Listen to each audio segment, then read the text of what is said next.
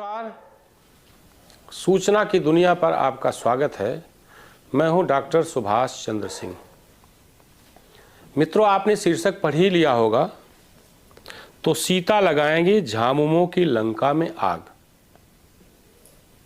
हो सकता है आप लोगों में से झामुमो किसी ने सुना हो। सीता और लंका की चर्चा मैं कर रहा हूं, झामुमो की तो मैं करूंगा ही। एक कथा आपने सुनी होगी, पढ़ी होगी, रामानंद सागर के रामायण में चित्रित किया गया था। सीता जी का अपहरण हुआ था, रावण ने अपहरण किया था।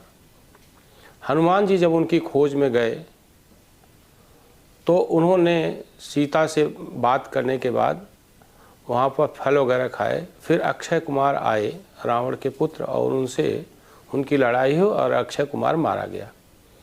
फिर रावण ने मेघनाथ को भेजा और मेघनाथ उनको बंदी बना करके लाए रावण के दरबार में।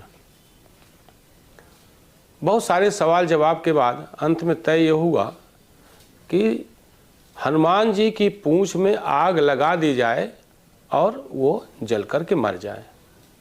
हुआ यह कि हनुमान जी वहाँ से पूरी लंका में आग लगाते हुए समुद्र में कूद करके वो आग बुझा ली।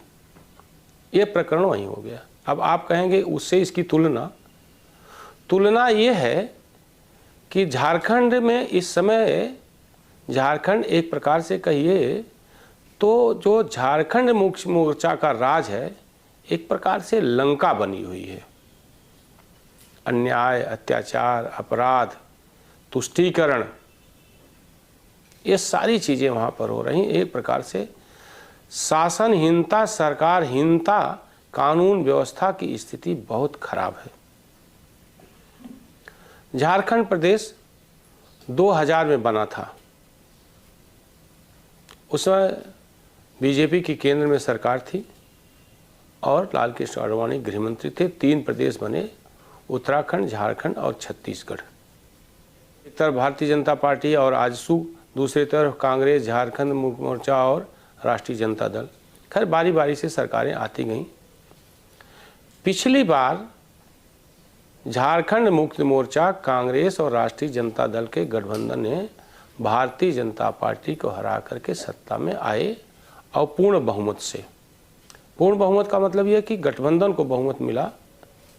झारखंड मुक्ति मोर्चा को 30 सीटें मिली, भारतीय जनता पार्टी को 25 सीटें मिली, कांग्रेस और राष्ट्रीय जनता दल को मिला करके बहुमत से 2-4 सीटें ज़्यादा वो सरकार चल रही थी। आप जानते ही हैं कि क्षेत्रीय दलों की एक विडंबना कहिए, जो है दोष कहिए, या उनका जो है राजनीतिक डीएनए कहिए। क्षेत्रीय दल माने परिवारवाद, वंशवाद और भ्रष्टाचार। और वही हुआ। झारखंड में लंबे समय के संघर्ष के बाद शिबू सोरेन मुख्यमंत्री बने थे, झारखंड मुक्ति मोर्चा के अध्यक्ष थे। एक बार वो मुख्यमंत्री बने भी, 2 बार संभवतः बने। उसके बाद जो है सत्ता से हट गए। फिर बीजेपी आई। इस बार उन्होंने अपने पुत्र, छोटे पुत्र हेमंत सोरेन को मुख्यमंत्री बनाने का फैसला किया और मुख्यमंत्री बने भी। जैसा कि मैंने कहा, क्षेत्रीय पार्टी का मतलब वंशवाद, भ्रष्टाचार, परिवारवाद। वंशवाद की शुरुआत तो झारखंड मुक्ति मोर्चा के जो संस्थापक थे शिबू सोरेन ने ही शुरू कर दिया था। उन्होंने अपने बड़े पुत्र दुर्गा सोरेन को अपना उत्तराधिकारी बनाना चाहा, लेकिन 2012 में दुर्गा सोरेन की मृत्यु हो गई। फिर उन्होंने छोटे पुत्र हेमंत सोरेन को अपना उत्तराधिकारी बनाया और हेमंत सोरेन मुख्यमंत्री बने। और कोयला मंत्रालय इनके पास खुद था और वहीं पर कोयले की खदान इन्होंने अपने नाम आवंटित कर ली, यानी लाभ के पद पर। वो कॉन्फ्लिक्ट ऑफ इंटरेस्ट का वो अलग केस चल रहा है, वो अलग है। इसके अलावा भ्रष्टाचार के अन्य केसेस में ईडी ने उनको 10 सम्मन दिए और जब नहीं उपस्थित हुए, हाई कोर्ट, सुप्रीम कोर्ट से उनको राहत नहीं मिली, तो ईडी ने उनको गिरफ्तार करने का जाल बिछाया। जाल कहें माने उनके आसपास जो है उसने अपना घेरा कस दिया और लास्ट में जा कर के उनकी गिरफ्तारी हो ही गई और नाटकीय तरीके से हुई। ये बहुत बड़ा घटनाक्रम है, आप लोगों ने सुना ही होगा। उधर राजभवन में उन्होंने इस्तीफा दिया और इधर ईडी ने उनको गिरफ्तार कर लिया और वो जेल में है। जेल में जाने के बाद असली खेल शुरू हुआ। हेमंत सोरेन चाहते थे कि उनकी पत्नी कल्पना सोरेन मुख्यमंत्री बने, हालांकि वो विधायक नहीं है, लेकिन पुराने नेता जो वहाँ के झारखंड मुक्ति मोर्चा के जो पुराने नेता हैं वो अड़ गए और उन्होंने, चंपई सोरेन, वो अड़ गए। उन्होंने कहा कि अगर हेमंत सोरेन मुख्यमंत्री नहीं बन रहे हैं तो मैं पुराना नेता हूँ, संस्थापकों में हूँ और मेरा जनाधार है, पार्टी के लिए मैंने काम किया, तो मुझे मुख्यमंत्री क्यों न बनाया जाए। और मुख्यमंत्री बने। कल्पना सोरेन नहीं बन पाई, हालांकि हेमंत सोरेन चाहते थे, लेकिन अब जेल चले गए, स्थितियाँ नहीं उस तरह की बनी। उस समय जिस सीता की मैं बात कर रहा हूँ वहाँ के 3 बार से विधायक हैं। इन्हीं की कहानी के इर्द गिर्द आज का यह एपिसोड है। ये भी उस समय चाहती थी कि इनको मुख्यमंत्री बनाया जाए। परिवार के झगड़े में चंपई सोरेन की एक प्रकार से लॉटरी लग गई और मुख्यमंत्री बन गए। सीता सोरेन चुप रहीं। अब सीता सोरेन के बारे में मैं बता दूं, सीता सोरेन झारखंड मुक्ति मोर्चा के संस्थापक शिबू सोरेन के बड़े पुत्र दुर्गा सोरेन की पत्नी है। जैसा कि मैंने बताया, दुर्गा सोरेन को उत्तराधिकारी बनाना चाहते थे, लेकिन 2012 में उनकी अचानक मृत्यु हो गई। सीता सोरेन में संभावनाएं हैं, वहाँ के पत्रकार भी बताते हैं। एक पत्रकार हैं आरपीएन मिश्रा, दूसरे हैं राजीव मिश्रा, दोनों बड़े पत्रकार हैं और दोनों वहाँ की राजनीति के बारे में अच्छी तरह से जानते हैं। उनका भी कहना है कि सीता सोरेन में संभावनाएं हैं, राजनीतिक संभावनाएं हैं और महत्वाकांक्षी भी हैं। नमस्कार। सीता सोरेन के भाजपा में जाने से निश्चित रूप से झामुमो को एक बड़ा झटका लगा है और पहली बार सोरेन परिवार की जो लड़ाई है, अंदरूनी लड़ाई है, वो अब चुनाव मैदान में सामने दिखेगी। हो सकता है कि सोरेन परिवार के सदस्य सीधी लड़ाई में भी आमने सामने दुमका में दिखें। एक सुगबुगाहट इस बात की चल रही है, चर्चा है कि हेमंत सोरेन दुमका से चुनाव लड़ सकते हैं। अगर वहां हेमंत सोरेन लड़े तो भाजपा अपना कैंडिडेट बदल के दुमका में सीता सोरेन को उतार सकती है, तब वहां लड़ाई और रोचक हो जाएगी। दूसरी बात यह है कि शुरुआत से ही भाजपा के हाथ में पिछले लोकसभा चुनाव में 12 सीटें आई थी, 14 में से 12, 2 सीटें जो भाजपा और एनडीए गठबंधन को नहीं मिली थी, उसमें से एक कांग्रेस के हाथ में गई थी, सिंहभूम की सीट, और दूसरी सीट राजमहल है जो झामुमो के खाते में थी। इन दोनों सीटों को हासिल करने के लिए लगातार भाजपा स्ट्रेटजी बनाती रही है। अब अगर राजमहल से सीता सोरेन को लड़ाया जाता है, क्योंकि सिंहभूम की कांग्रेस की सांसद जो कि विनिंग कैंडिडेट हैं वहाँ की, वो पहले ही भाजपा में शामिल हो चुकी हैं और उनको भाजपा ने अपना कैंडिडेट भी घोषित कर दिया है। अब अगर सीता सोरेन को राजमहल से उतारा जाता है और वह आदिवासी वोट को अपने पक्ष में करने में सफल रहती हैं, तब ये हो सकता है कि भाजपा को क्लीन स्वीप मिल जाए और इसका फ़ायदा मिले। उस परिस्थिति में ये फ़ायदेमंद साबित होगा भाजपा के लिए। दूसरा ये है कि हेमंत की गिरफ्तारी के बाद जो आदिवासी सेंटिमेंट को उभारने की कोशिश झामुमो की तरफ से हो रही है, उसमें सोरेन परिवार का ही एक दूसरा सदस्य भाजपा के पक्ष में होगा, तो उसका उन मतों का ध्रुवीकरण उस तरह से झामुमो के पक्ष में नहीं हो पाएगा। उसका लाभ भाजपा को भी मिल सकता है।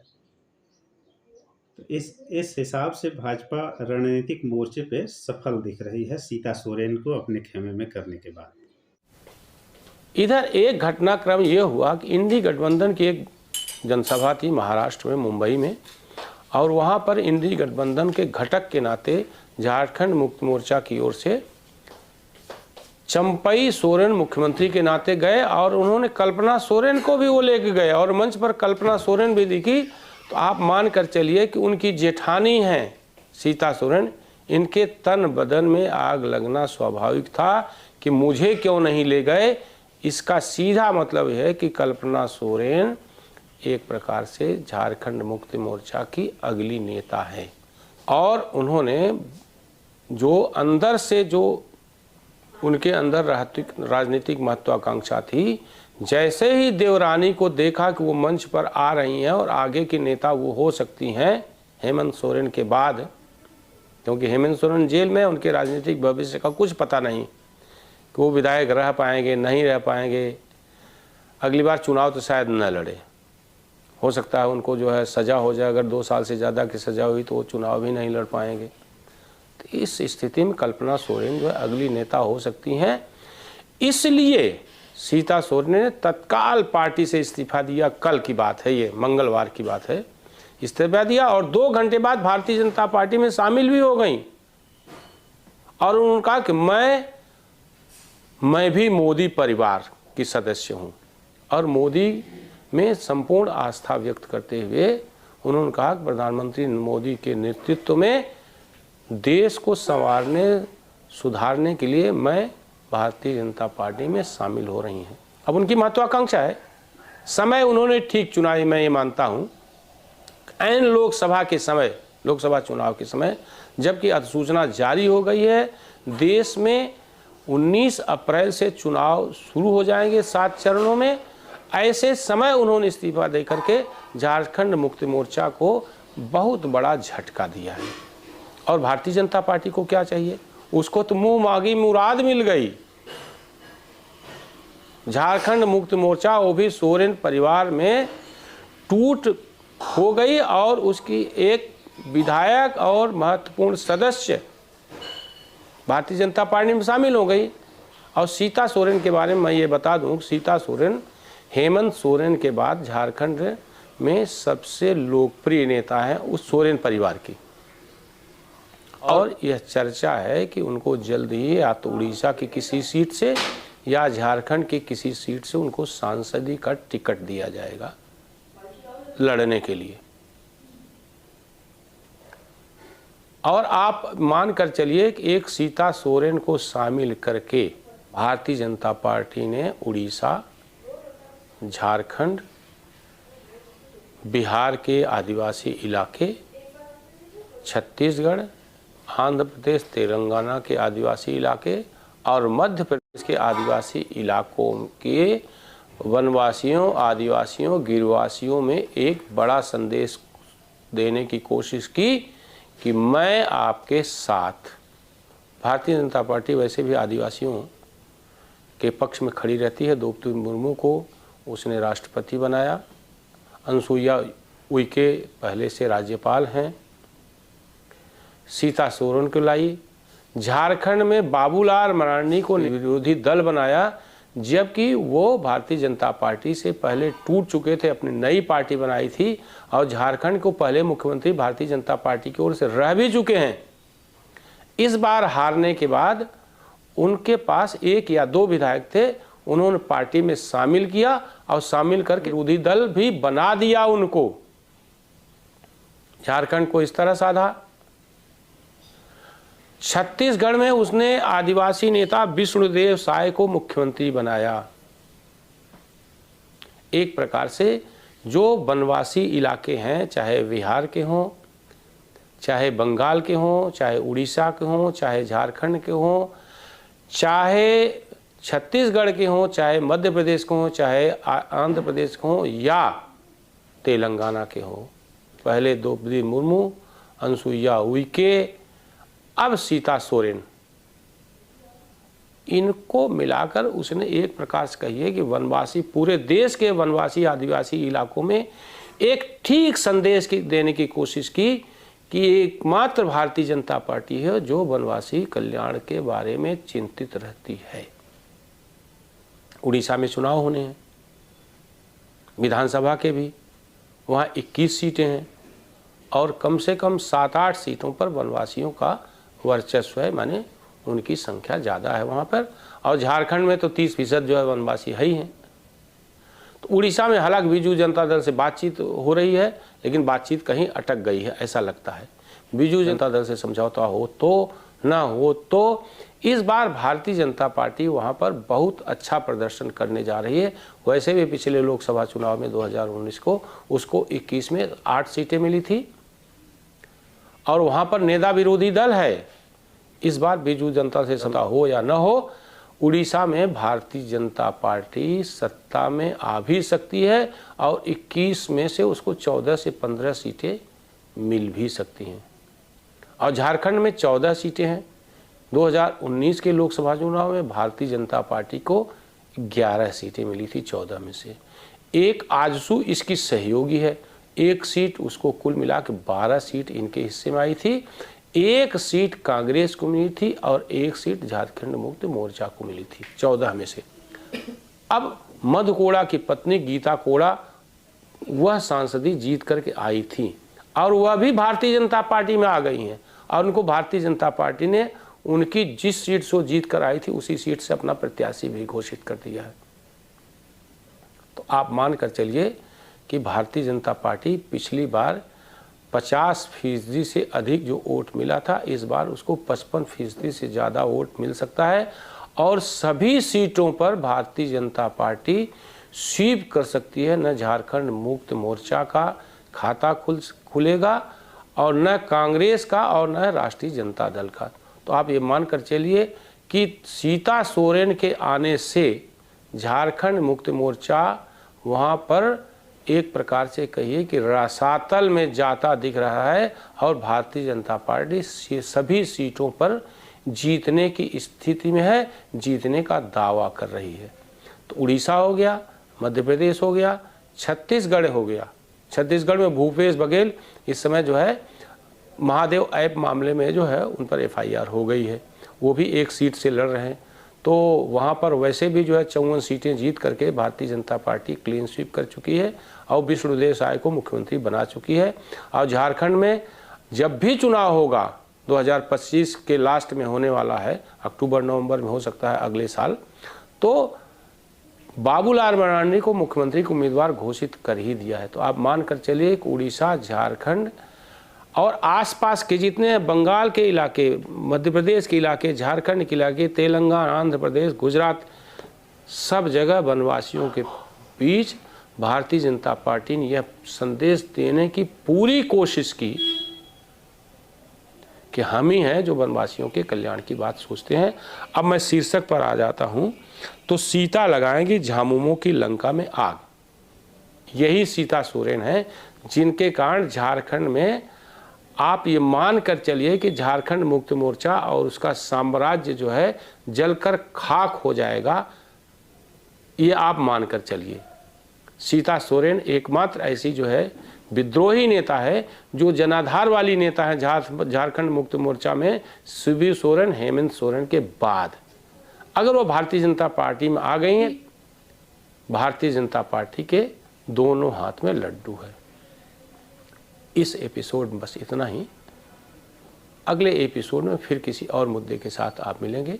बस आपसे आग्रह है, अनुरोध है, प्रार्थना है कि जो लोग सूचना को दुनिया को देख रहे हैं वो इसे अगर सब्सक्राइब नहीं किए हैं तो सब्सक्राइब करें, लाइक करें, देखें, कमेंट करें और शेयर जरूर करें। आप सभी लोगों का बहुत बहुत आभार। आप इस YouTube चैनल को लाइक करिए, सब्सक्राइब करिए, कमेंट करिए और शेयर जरूर करिए।